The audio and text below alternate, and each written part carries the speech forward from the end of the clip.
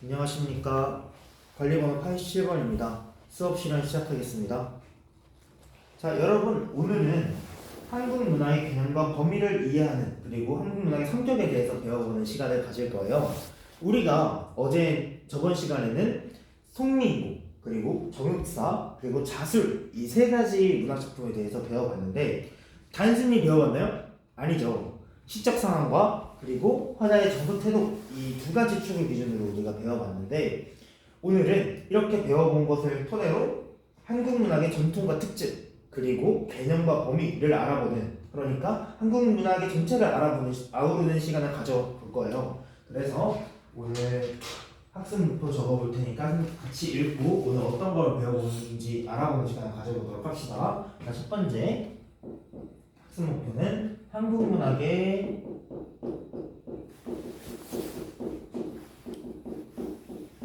전통과 특질을 파악할 수 있다.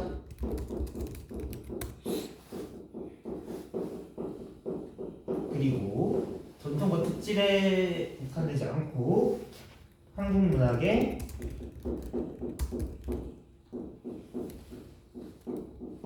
개념과 범위까지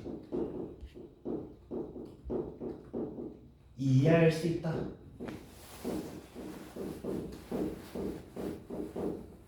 오늘은 이렇게 한국 문학의 전통, 특질, 그리고 개념과 범위를 우리가 저번 시간에 배웠던 송민구과 정업사, 자술을 중심으로 배워볼 거예요. 그래서 오늘은 밑에 여기 다시 우리가 전 시간에 배웠던 부분 들어가 볼까요? 자료 1과 2 그리고 2에는 가, 나로 구성되어 있잖아요. 그 부분을 잠깐 볼게요. 그 부분 보면은 자료 1에 여기 정철이 작가잖아요. 그렇죠? 송민구의 정철이 작가인데 이 정철은 남자일까요? 여자일까요?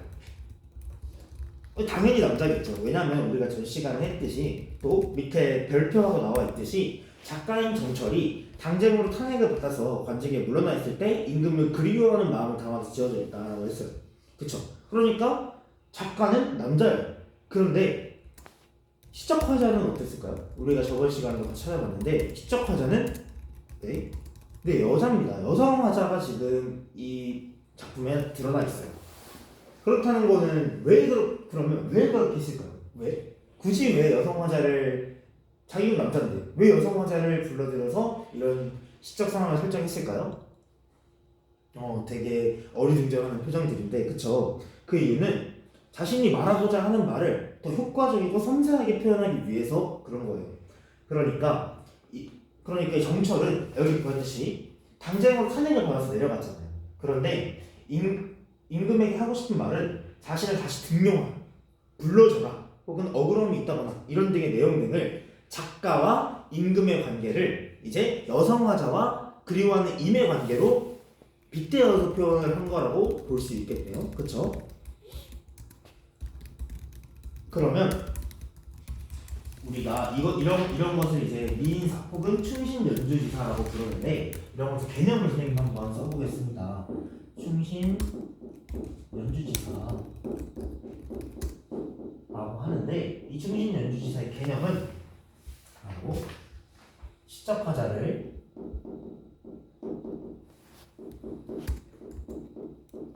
여성 화자로 먼저 설정을 합니다.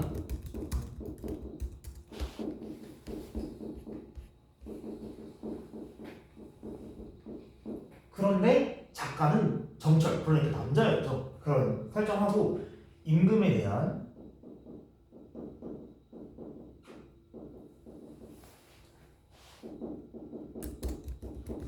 정 등의 정과 그리움 같은 거겠죠? 그리움 등의 정서를 여성 화자가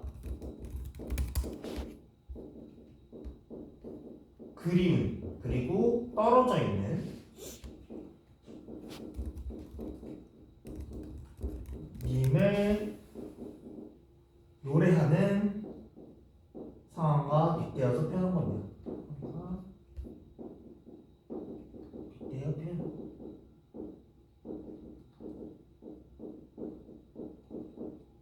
이렇게 볼 수 있어요. 그러니까 시작화자를 먼저 여성화자로 설정해놓고 임금에 대한 등의 정서나 태도 이런 것들 있죠. 그것을 여성화자가 그리움임을 노래하는 상황과 빗대어서 표현한 것이라고 볼 수 있는데, 그러면 우리가 이런 부분이 드러나 있으니까 이런 특징, 충신연주지사가 이런 특징을 갖고 이런 개념을 갖고 있는데, 이 성미인곡도 충신연주지사를 기반으로 또 그런 정서가 드러난 작품이라고 할 수 있어요. 그래서 이 작품에서 충신연주지사의 어떠한 특징들이 드러나고 있는지를 우리가 파악해보는 시간을 가져볼 건데, 뭐 당연히 우리가 충신연주지사를 오늘 처음 배웠으니까 완벽하게 파악하는 것은 힘들어요. 하지만 지금 딱 이렇게 먼저 얘기를 했을 때 조금 살짝 지금 벌써 생각나는 부분들이 조금 있을 것 같아요. 표정들이 지금 다 이해를 하고 있다는 끄덕끄덕하는 눈치인데, 우리 같이 모든 별로 찾아보면서 어느 부분이 좀 그런 것 같다, 그런 것들이 먼저 밑줄 긋고 찾아보고 그 다음에 정리해보는 시간을 조금 가져볼 거예요. 그런 다음에 선생님과 함께 충신연주지사가 어떠한 특징을 드러내고 있는지, 이 성민고에서 그러고 있는지를 파악해보는 시간을 가져볼 겁니다. 우리 지금 1모듬, 2모듬, 3모듬, 4모듬, 5모듬 다 이렇게 모듬별로 구성이 돼 있잖아요. 5명씩. 그래서 이 모듬별로 성민곡의 충신연주지사가 어떻게 드러나고 있는지를 찾아보는 시간을 가져볼 겁니다. 밑에 보면 정리하는 좀 표 같은 거 있을 텐데, 그 표에 밑줄을 긋고 어떤 부분을 나타나는지 밑줄을 같이 긋고 그 부분을 정리해보는 시간을 가져볼게요. 시간은 15분 정도 드리도록 할게요. 천천히 친구들과 얘기해보고 같이 찾아보는 시간을 가져보도록 합시다. 시작해볼게요.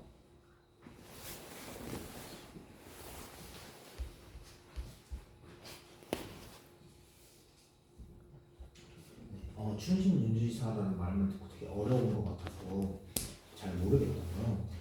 그럴 때는 우리가 단순히 이거를 여성화자가 그리워한다라고 생각을 하는 것보다, 여기 아까 말했듯이 정철이 지금 정치적 상황에서 하늘에 받아서 그리워하는 마음을 담았다고 적혀있잖아요. 그걸 생각하면서, 그리고 충신연주지사의 개념을 생각하면서 찾아보면 어느 정도 좀 보일 수도 있을 것 같아요. 그 부분을 좀 찾아서 생각을 해봅시다. 자, 어느 정도 다 된 것 같은데, 우리 같이 성민곡에서 어느 부분이 나타나 있는지 우리 한번 찾아봅시다. 선생님도 같이 찾아볼 거니까 너무 걱정하지 말고 따라와 볼게요. 자, 첫 번째로 성민곡에서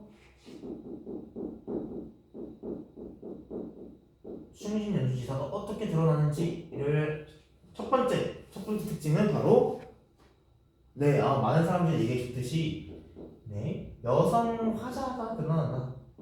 가장 큰 특징 중에 하나겠죠. 여기 말했듯이 여성 화자가 노래하는 상황과 빗대어서 표현한 거니까. 그래서 여성 화자가 볼 수 있는 부분은 어디일 수 있을까요? 여기 보면은 뭐 각신님이라든지 뭐 이런 얘기도 있고, 되게 말투도 어체도 되게 그렇죠. 그런 부분도 또 있고, 또 창을 열고 바라본다 이런 것도 어떻게 보면 여성 부분이라고 나타낼 수 있잖아요. 그래서 여기 보면 창을 열고 바라본다 이런 부분도 볼 수 있겠고, 바라보니 또 각신님 막 이런 말들 있잖아요. 이런 것들 보면 우리는 여성화자라는 것을 알 수 있습니다. 가장 큰 특징 중에 하나겠죠. 자, 그럼 두 번째 여기 보면 아까 말했듯이 임금은 그리워하는 마음을 담아서 지어진 작품이에요. 그런데 여기는 어떻죠? 여성 화자가 임을 그리워하는 모습이 드러나고 있는데, 앞에서부터 천천히 조금 생각해 봅시다. 보면 추인하는 고열을 어찌하며 지내시고 추일 문천은 누구라고 매셨는가, 죽조만 줘서 매 얘와 같이 쓰시는가, 이런 걸 봤을 때 어떤 거 같나요? 임이 어떻게 지내는지 궁금하고 만나기를 그리워하잖아요. 그렇죠? 그리고 좀 더 가봅시다. 보면 산천이 어둡거니 일여를 어찌 보면 지척을 모르거니 천리를 바라보는 이런 것들도 임과 만나고 싶어서 가고 싶어 하는데, 그것을 막는 장애물들이 지금 산천이 어둡고 지척을 모르고 천리를 바라본다 이런 말들도 지금 드러나 있잖아요. 그리고 그거에 이어서 니은 부분 있죠. 강천에 혼자 서서 지는 해를 그고 보니 님에 대한 소식이 더욱 아득하다라는 것도 결국은 임과 만나지 못한 그리움이 드러나고 있는 부분이라고 볼 수 있겠어요. 그래서 임과 지금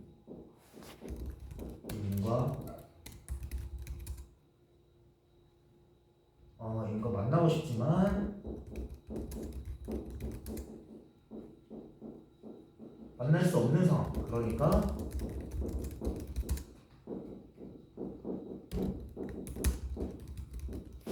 임에 대한 부재인 거죠.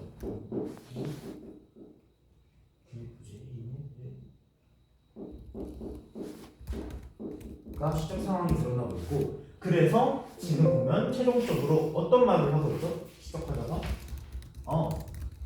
차라리 시연이요 낙월이나 되어서 님 계신 창에 안에 번득하게 비치겠다. 그래서 이렇게 자신이 임과 만나고 싶은 의지 혹은 소망 이런 것들을 드러내고 있잖아요. 그래서 임과의 만남을 간곡히 바라고 있다.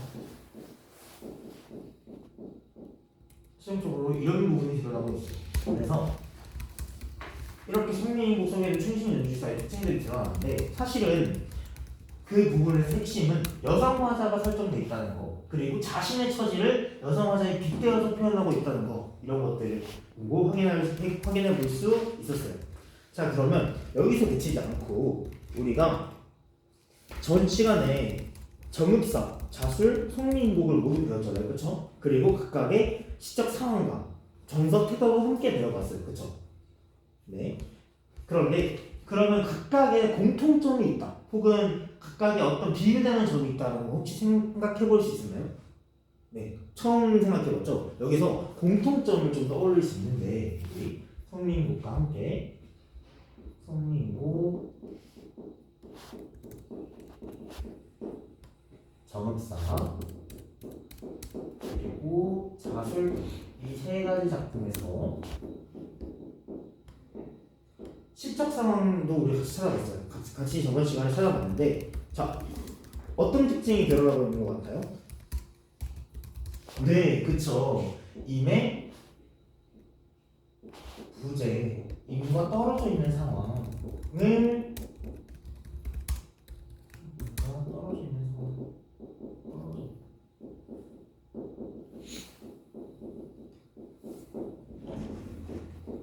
상황이 이 세 가지 작품의 시적 상황을 공통점으로 볼 수 있을 것 같아요. 시적 상황.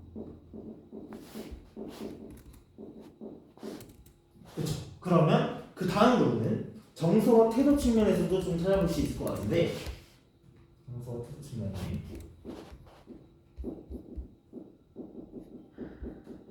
어떤 거 같나요? 우리 민지가 자료 1, 그러니까 성리인국에서는, 그리고 자술에서는 님에 대한 그리움의 정서가 드러난다. 그쵸. 그런데 지금 보면 그 정읍사에서는 이게 그리움의 정서가 정확히 드러나는지, 이게 같은 그리움이 지금 이해가 안 된다라고 지금 얘기를 하고 있어요. 그렇죠. 이게 되게 애매할 수 있는 부분이라고 선생님이 생각이 들어요. 그래서 가 같은 경우는 부재에 대한 불안, 혹은 무사히 만날 수 있기를 소원하는 그런 느낌이 좀 많이 드러나잖아요. 만나기를 기원하는 거. 그래서 이런 부분을 한꺼번에 통틀어서 우리는 한의 정서라고도 생각을 해볼 수 있을 것 같아요. 한의 정서. 임을 그리워하고, 임과 만나고 싶지만 현재는 만나지 못하는 상황. 하지만 그런 임을 무사히 만나기를 기원하는 것이 곧 우리 정서태도의 공통점으로 볼 수 있고, 한의 정서로 묶어서 얘기해 볼 수 있을 것 같은데, 우리가 선생님이 아까 한국 문학의 전통과 특질을 파악해 볼 수 있다라고 학습 목표로 적어뒀잖아요. 그런데 그 부분 중에 특질을 우리는 이제 한의 정서로, 그러니까 로 지금 통틀어서 얘기를 해볼 수 있을 것 같아요. 그리고 오늘 선생님이 두 번째로 준비한 거는 이제 한국 문화의 개념과 범위를 이해할 수 있다라고 생각을 학습 목표인데, 자, 여러분, 한국 문학이란 뭘까요? 되게 심오해 보이죠? 한국 문학이란 무엇일까요? 한국 문학. 되게 어리둥절해하는 표정인 것 같은데, 자, 한국 문학이라 쉽게 생각을 하면은 우리 한민족의 정서나 태도, 혹은 그러한 그러한 모습들이 드러난 문학 작품들을 통틀어 통칭하는 것이라고 말할 수 있겠어요. 그런데 오늘 그러면 우리가 지금 여기 같이 배웠던 송민이고 정엽사 자술도 모두 한국 문학이라고 생각해 볼 수 있겠네요. 그렇죠? 근데 여기에도 사실은 범위라는 게 존재합니다. 우리 한국 문학도. 왜냐? 여기 보면 다 똑같이 쓰여 있나요? 한글로? 그렇지도 않죠. 왜냐하면 이옥봉의 자술은 한자로 쓰여 있고 또 가의 정읍사 같은 경우는 유일하게 전승되는 백제문으로 후대의 문자로 기록되었다. 이 말은 그 전에도 이 작품이 존재를 했는데 그게 후대의 문자로 기록되었다는 걸 알 수 있듯이 되게 한국 문학에도 다양한 범위들이 존재한다는 걸 어렴풋이 알 수 있어요. 그렇죠? 그러면 선생님이 이걸 같이 조금 정리를 해볼 건데 첫 번째로 전승 방식이라는 측면에서 조금 생각을 해볼 겁니다. 전승 방식. 첫 번째는 입과 입, 말과 말로 전승되는 바로 구비문학이에요.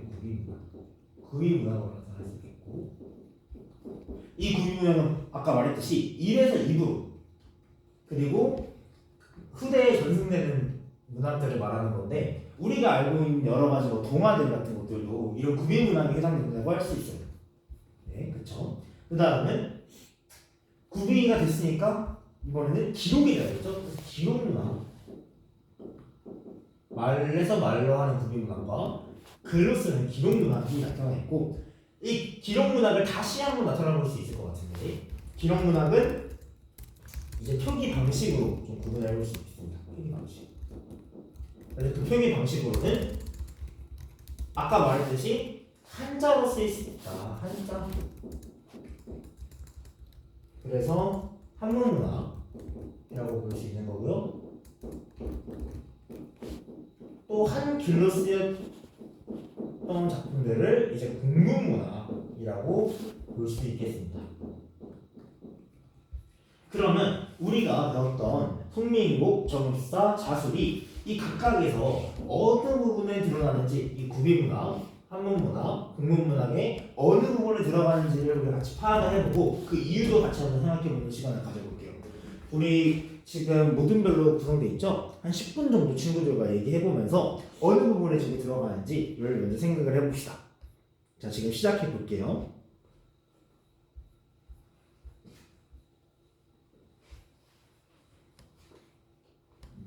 자, 네, 어느 정도 된 것 같은데, 자, 여기 한번 봅시다. 자, 구비문학은 아까 뭐라고 했죠? 네, 입에서 입으로. 옛날부터 지금까지 말로써 전승되고 있는 것이라고 했었죠. 전승. 그 말은 즉슨 작가 거기 당시에 바로 글로 쓰고 있지 않다는 거예요. 그렇죠? 여기 한번 자료 1, 2, 자료 1과 2 그리고 자료 2의 가나 중에 어느 부분이 그런 것 같죠? 네. 자료 2에 가가 그러니까 정읍사가 그런 모습을 보이고 있다. 왜? 유일하게 전승되는 백제문으로 후대의 문자로 기록되었기 때문에 그래서 전승되고 나서 후대의 문자로 기록되었다라는 것도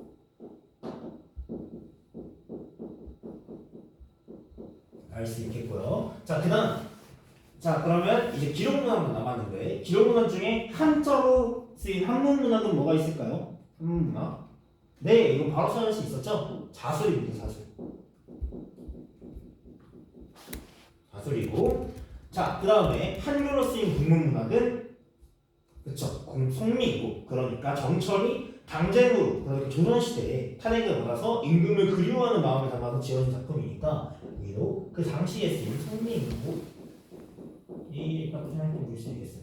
이렇게 우리가 오늘 저번 시간에 배웠던 송민국과 정읍사 자술을 가지고 충신연주지사부터 한일정서로 이끌어 나가는 한국문학의 전통과 특징을 먼저 생각을 해봤고 우리가 단순히 한국문학이 뭔지에 대해서 배우는 것뿐만 아니라 그 범위를 구비문학과 기록문학 그리고 한국문학과 국문문학의 틀에서 확인해 볼 수 있었어요.